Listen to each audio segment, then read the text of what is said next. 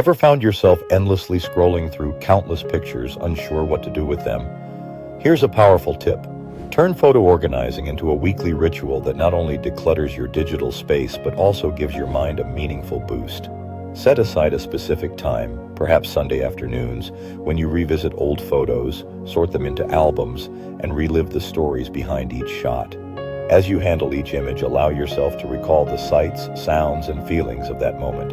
This simple act transforms a mundane chore into a rich journey down memory lane, sparking nostalgia and gratitude. You'll find yourself smiling at forgotten adventures, reconnecting with loved ones, and gaining a renewed sense of appreciation for the present.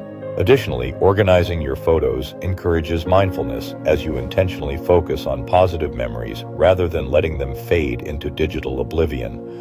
Over time, this practice can lift your mood, reduce stress, and create a treasure trove of organized memories you'll cherish for years to come.